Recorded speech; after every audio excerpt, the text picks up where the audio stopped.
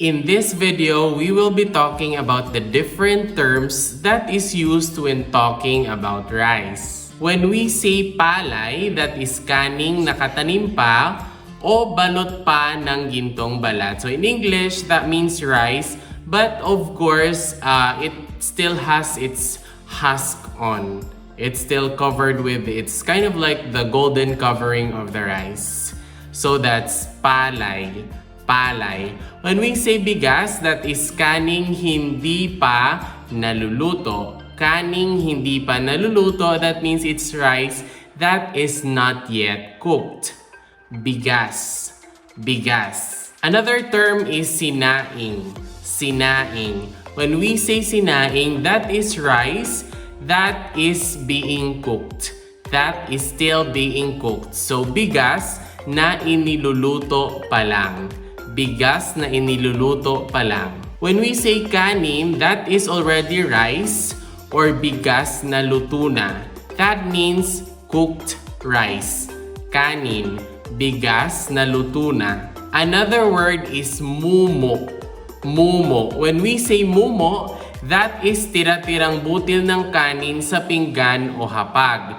The leftover rice that you have on your plate or on the table, that's mumo. We also have the word pispis. So pispis in Tagalog is another term that is used to refer to mumo or the rice that is left over on the table or on the plate.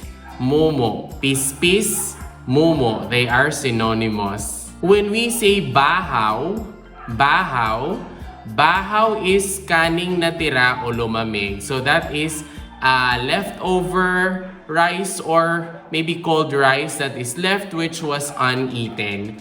Bahaw. When we say totong, totong, totong, totong is nasunog na kanin. So that is overcooked rice. So like when you cook rice, you can find it at the bottom of, let's say, the rice cooker. Yan, so totong. So once again, here are the different words that we use when we are talking about rice in Tagalog or Filipino. The first one is palay, palay. Bigas, bigas. Sinaing, sinaing. Kanin, kanin. Mumo, mumo. Pispis, pispis, pispis.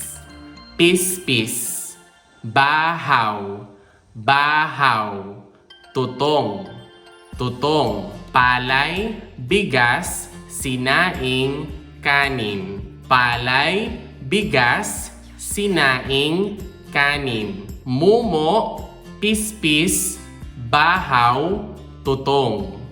Mumo, pispis, bahaw, totong. If you learned something new from this video, please don't forget to click like and subscribe. Moreover, you might also want to watch the next video on the screen. Maraming salamat, paalam at ingat. Thank you very much, goodbye, and take care.